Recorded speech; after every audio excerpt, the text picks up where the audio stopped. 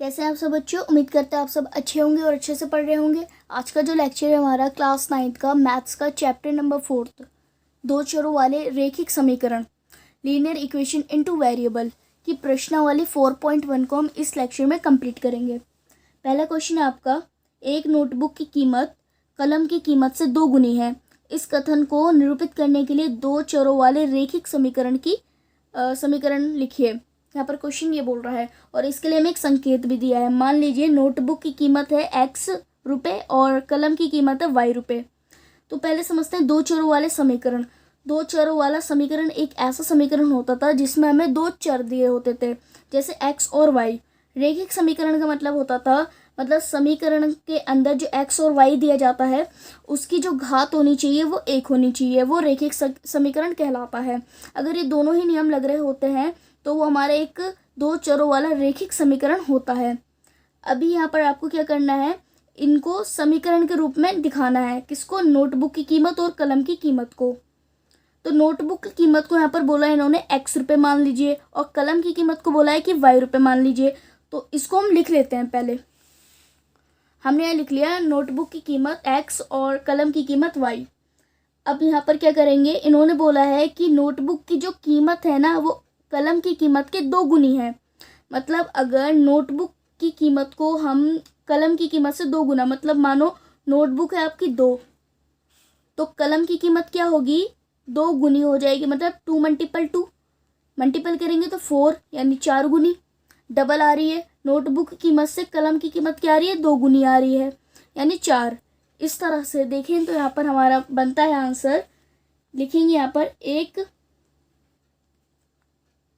Notebook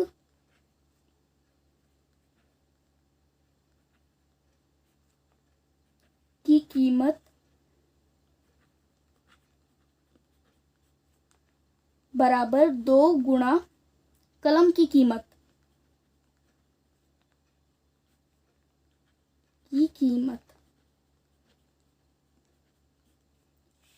अब इन दोनों को गुणा करा देंगे यहाँ पर।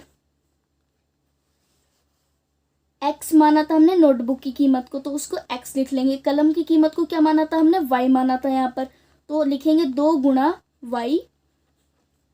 अब 2 का और y का गुणा करा देंगे तो क्या आएगा यहाँ पर, 2y ही आएगा। वेरिएबल के साथ ये गुणा नहीं हो सकता क्योंकि ये तो एक चर है, तो यहाँ पर क्या लिख देंगे हम, 2y लिख देंगे बराबर x। तो यहाँ पर ये एक समीकरण बनता है हमारा, बट ये एक दो चरों वाला रेखिक समीकरण नहीं बन रहा है हमारा, तो इसको क्या करेंगे, उस फॉर्म में लेकर आना पड़ेगा। यहाँ पर ये जो 2y है आपका ये कैसा है, प्लस में है, यहाँ पर बराबर की सीधी तरफ है, मतलब बराबर की इधर हम देखें तो सीधा हाथ की तरफ है। हम क्या करेंगे, इसको रोटेट करा देंगे, इसी यहाँ से यहाँ ले जाएंगे तो ये कुछ ऐसा हो जाएगा x - 2y बराबर 0। कोई भी समीकरण हो हमारा 0 के बराबर रहता है, तो यहाँ पर ये 0 के बराबर हो जाएगा। अब देखिए यहाँ पर दो चर x और y। अब ये रेखिक समीकरण है क्योंकि इसकी घात कितनी है, x की 1 और y की घात भी हमारी 1 है, तो ये दो चरों वाला रेखिक समीकरण है। हमारे यहाँ पर ये आंसर सॉल्व हो जाता है। नेक्स्ट क्वेश्चन देखते हैं। क्वेश्चन नंबर 2 है आपका, निम्नलिखित रेखिक समीकरणों को ax + by + c = 0 के रूप में व्यक्त कीजिए और प्रत्येक स्थिति में a, b, c का मान बताइए। यहाँ पर ये जो आपको समीकरण दिया है ये आपका एक दो चरों वाले रेखिक समीकरण की आइडेंटिटी होती थी, जिसको रखकर हम अपने समीकरण को बताते थे कि ये एक दो चर वाला समीकरण है या नहीं है। तो ऐसे ही यहाँ पर आपको इस आइडेंटिटी के बिल्कुल जैसा अपने समीकरण को बनाना है। ठीक है, चलिए क्वेश्चन स्टार्ट करते हैं। और इन सारे जो ये हैं यहाँ पर a, b, c, इस आइडेंटिटी के थ्रू इनके आपको मान भी बताना है। क्वेश्चन स्टार्ट करते हैं, आंसर डालेंगे यहाँ पर। दोबारा से क्वेश्चन को लिखना है यहाँ पर, 2x + 3y बराबर 9.35 के ऊपर बार। इस बार का मतलब होता है जिसके ऊपर ये बार होता है वो नंबर इन्फिनिटी में है, मतलब चलता जा रहा है। इस तरह के बार होते हैं नंबर पे।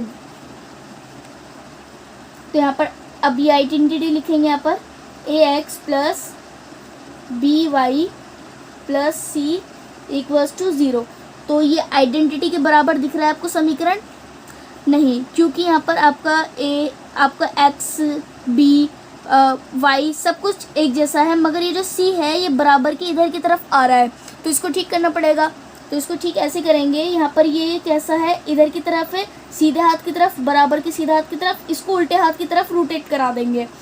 ठीक है, तो यहाँ पर ये ऐसा हो जाएगा 2x प्लस 3y, ये यहाँ पर प्लस में है, जब ये हम सीधे हाथ से उल्टे हाथ की तरफ लेके जाएंगे तो ये माइनस में हो जाएगा, नेगेटिव हो जाएगा, तो ये हो जाएगा 9.35 बार इक्वल्स टू 0।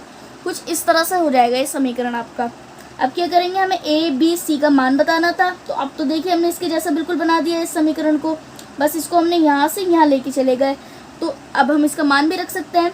a का मान था आपका, a बराबर क्या है आपका 2, a बराबर क्या है 2 है, तो हम इसको 2 बता देंगे। b बराबर कितना है आपका, b बराबर आपका 3 है, तो हम इसको 3 बता देंगे। c बराबर क्या है आपका, c है आपका -9.35 के ऊपर बार, तो ये आपका एक पॉइंट सॉल्व हो जाता है। नेक्स्ट पॉइंट है आपका, अभी यहाँ पर क्या है, बटे में दी है आपको संख्या, तो इसको बटे में सॉल्व करना होगा। देखिए यहाँ पर आंसर डालेंगे, इसको भी हमें इस समीकरण के बराबर बताना है, x माइनस वाई बट्टा 5 माइनस 10 इक्वल्स टू 0। तो यार हमने अपना क्वेश्चन उतार लिया आंसर में। समीकरण है आपका ax plus B Y plus C equals to 0। अभी ये देखिए यहाँ पर ये आपको बिल्कुल सही दिया है, यहाँ पर कुछ इधर उधर नंबर को नहीं करने की ज़रूरत है। तो यहाँ पर हम इसको जैसे एक जैसे ही नाम रख देते हैं। x के मान आपको कितना दिया है, यहाँ पर ये दिया है आपको x का मान, यानी x की जगह कुछ नहीं है यहाँ पर, तो जब कुछ नहीं होता एक ही जगह पर और आपको x दिया होता है तो क्या होता है उसका मान, गुणनांक क्या होता है उसका 1 होता है, तो हम a का मान रखते हैं 1। b आपको कितना दिया है यहाँ पर, अब y है यहाँ पर और इसकी जब कोई नंबर नहीं है तो क्या होगा, यहाँ पर b की वैल्यू आएगी 1/5, ये आपकी b की वैल्यू आएगी। इसी तरह यहाँ पर आपका जो c है, c का जो मान होगा, c का मान आपको कितना दिया, -10 दिया है यहाँ पर। देखिए यहाँ पर क्या दिया, -10। अभी देखिए यहाँ पर y की जगह कुछ नहीं होता तो क्या होता है, 1 होता है। ऐसे x की जगह पर भी गुणनांक कुछ नहीं होता तो 1 होता है। चर दिए हैं उनके, मगर उनका गुणनांक ना दिया हो तो क्या होता है, उनका मान 1 होता है, बस ये याद रखना है आपको। तो यहाँ पर हमने इसको सॉल्व कर लिया। थर्ड पॉइंट देखते हैं यहाँ पर। थर्ड पॉइंट आपका है -2x plus 3y equals to 6। तो हमें भी इसको इसी समीकरण के जैसा बनाना है। थर्ड पॉइंट है आपको ये, आंसर उतार लेते हैं, -2x plus 3y equals to 6। यहाँ पर आपको इस समीकरण का मान उल्टा सीधा दिया है, मतलब कि यहाँ पर आपको c की वैल्यू उधर दे दी, तो इसको ठीक करना पड़ेगा। इक्वेशन लिखते हैं अपने यहाँ पर ax plus B Y plus C equals to 0। हमें इसके जैसा बनाना है इस समीकरण को, तो -2x ऐसे आ जाएगा प्लस 3y भी ऐसे ही आ जाएगा, बिल्कुल सेम टू सेम दिया है ये, तो बस यहाँ पर c की जगह नहीं है तो हम ये माइनस का आपको जो 6 है यहाँ पर प्लस का, इसको हम रोटेट करा देंगे इधर माइनस की तरफ, मतलब ये सीधे हाथ से उल्टे हाथ की तरफ चल जाएगा, तो कैसे हो जाएगा, -6 हो जाएगा बराबर आपका 0। कुछ इस तरह से हो जाएगा ये समीकरण आपका। तो यहाँ पर ये अब इस आइडेंटिटी के जैसा आ गया बिल्कुल, तो इसका मान भी रख दीजिए। a का मान कितना है आपका -2, b का मान कितना है आपका +3, c का मान कितना है आपका -6। कुछ इस तरह से हमने इसका मान रख दिया यहाँ पर, ये हमारा सॉल्व हो जाता है आंसर। देखिए यहाँ पर कुछ नहीं करा हमने, बस ये आपका उल्टी तरफ था, हम इसको सीधी तरफ ले गए, रोटेट करा दिया, जैसे हमने इसमें करा था, जैसे इसमें करा था, कुछ इस तरह से। आंसर फोर्थ है आपका, फोर्थ पॉइंट, x बराबर 3y। समीकरण आपका ax plus B Y plus C equals to 0। हमें इसके जैसा बनाना है इस समीकरण को। ये तो पहले से ही छोटा दिख रहा है, यहाँ पर कोई दिक्कत वाली बात नहीं है। समीकरण है आपका, यहाँ पर x की वैल्यू दी है, गुणनांक दिया है आपको, जब इसकी जगह कुछ नहीं होता, a नहीं है यहाँ पर, तो क्या होगा, 1 होगा। ठीक है, ऐसे यहाँ पर हमें y दिया है और आपका b भी दिया है, यहाँ पर c नहीं दिया। अब जब नहीं दिया c हमें, तो क्या होगा, 0 होगा। हमें पता है जब हमारे समीकरण में a b c, मतलब आपको ना x दिया हो या a नहीं दिया हो, तो हम क्या मानेंगे, a और x की दोनों की वैल्यू 0 मानेंगे। इसी तरह यहाँ पर आपको c नहीं दिया तो आप c को, पूरे c को क्या मानोगे, 0 मानोगे। ठीक है, ऐसे इनमें भी हो सकता है, कोई वो नहीं है, मैंने आपको बता दिया। यहाँ पर ax नहीं दिया हो तो आप पूरे ax को 0 मानोगे, x दिया हो तो उसका गुणनफल क्या मानोगे, 1 मानोगे। ठीक है, चलिए यहाँ पर अब क्या होगा, हम इस समीकरण को ठीक कर लेते हैं। x बराबर 3y, यहाँ पर ये क्या है हमारे इधर की तरफ है 3y, हम इसको यहाँ पर बराबर के सीधा हाथ की तरफ है, इसको उल्टा हाथ की तरफ ले जाएंगे, यानी x माइनस 3y कर देंगे हम इसको। ठीक है, तो यहाँ पर हमने कुछ इसको रोटेट करा दिया। अभी यहाँ पर क्या होगा, हमें यहाँ पर प्लस c यानी c का मान रखना होगा।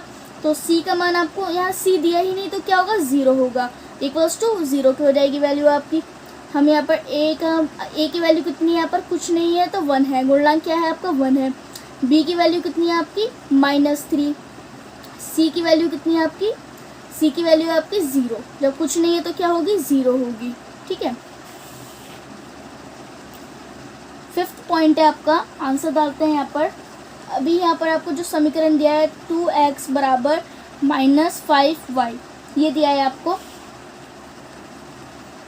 हमें इसको इस आइडेंटिटी जैसा बनाना है, ax plus by plus c equals to 0, इस आइडेंटिटी के जैसा बनाना है हमें।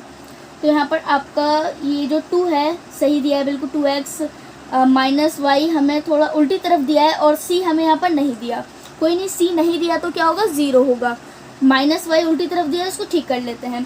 तो यहाँ पर हम 2x इसके नीचे रख देंगे जस्ट। अभी ये माइनस आपका माइनस में है 5, तो हम इसको क्या ले जाएंगे, इधर ले जाएंगे तो ये प्लस में हो जाएगा, साइन चेंज कर देगा अपना, तो कैसे हो जाएगा +5y। c नहीं दिया पूरी इक्वेशन में तो क्या रहेगा, c हमारा प्लस का ही रहेगा मगर 0 आ जाएगा, इक्वल्स टू 0 हो गई हमारी आइडेंटिटी। अब क्या करेंगे, a का मान कितना है हमारा, a का मान तो जी 2 है हमारा, b का मान कितना है हमारा माइनस में था बट इधर लेके चले गए तो प्लस का हो गया, यानी प्लस का 5 हो गया। c का मान कितना है जी, c हमें दिया ही नहीं तो क्या होगा 0 होगा, ये हमारा सॉल्व हो गया 5th पॉइंट भी। 6th पॉइंट देखते हैं, आंसर डालते हैं यहाँ पर 3x प्लस 2 इक्वल्स टू 0, यानी 3x plus 2 equals to 0। Identity है आपकी ax plus by plus c equals to 0, ये थी आपकी आइडेंटिटी। देखते हैं यहाँ पर आपको इस बार a दिया है, b नहीं दिया आपको, b की जगह आपको c दे दिया है यहाँ पर। चलिए कोई दिक्कत वाली बात नहीं है, जो नहीं दिया हमें मतलब हमें इसका b भी नहीं दिया और इसका y भी नहीं दिया, b का दोनों चीज़ नहीं दी जाएंगी तो आपका वो 0 लेना है b की वैल्यू। ठीक है, तो यहाँ पर इसको हम आइडेंटिटी को रखते हैं कैसे, देखिए यहाँ पर 3x है आपका, 3x आ जाएगा यहाँ पर। अभी यहाँ पर हमारा प्लस में यहाँ पर हमारा b नहीं है तो क्या होगा, b हमारा 0 हो जाएगा, प्लस हमारा c है तो क्या हो जाएगा 2 हो जाएगा, इक्वल्स टू 0। कुछ इस तरह से आइडेंटिटी हो जाएगी हमारी। y रख सकते हो आप यहाँ पर मल्टीपल में रहेगा y आपको, क्योंकि हमारी आइडेंटिटी में है y, इसलिए यहाँ पर भी हम y रखेंगे। हमारे a की वैल्यू कितनी आई है यहाँ पर 3 आई है, b की वैल्यू आई है हमारी कितनी आई है जी 0 आई है, और c की वैल्यू कितनी आई है 2 आई है। तो ये हमारा सॉल्व हो जाता है यहाँ पर। इसमें कोई दिक्कत परेशानी हो तो बताइएगा, वैसे कोई दिक्कत वाली बात नहीं है। यहाँ पर क्या है आपका 3 a के साथ है हमारे 3 की वैल्यू 3x, तो हमारा a की वैल्यू क्या हो जाएगी 3 हो जाएगी। b की वैल्यू नहीं दी गई हमें तो यहाँ पर b की वैल्यू क्या होगी हमारी, नहीं दी गई तो क्या होगी 0 हो जाएगी, सिंपल। y दिया था आइडेंटिटी में तो y ऐसे कैसे रख लिया। c हमें दिया है, यहाँ पर दिया है जो नंबर के साथ कोई अक्षर नहीं होता वो c होता है हमारा। ठीक है, तो यहाँ पर इसको हम मतलब इसको हम अक्षर कहते हैं जिसके साथ कोई चर नहीं होता, तो ये अक्षर है आपका अक्षर। यहाँ पर हमारे c की जगह पे आता है तो हम इसको सबसे लास्ट में रखेंगे 2 को, जिसके साथ कुछ नहीं वो अक्षर। ठीक है, तो यहाँ पर 7 पॉइंट है आपका, आंसर लिखते हैं y minus 2 equals to 0, ax plus by plus c equals to 0। Identity रख दी अपनी हमने। अब क्या करेंगे, देखते हैं यहाँ पर क्या है, y दिया है आपको और c दिया है यहाँ पर, मतलब आपको by दिया है यहाँ पर, इसका हमें यहाँ पर कुछ नहीं दिया, गुणनांक नहीं दिया तो क्या होता है 1 होता है, ये तो हमें पता है। यहाँ पर आपको x नहीं दिया तो आइडेंटिटी बनाते हैं हम अपनी।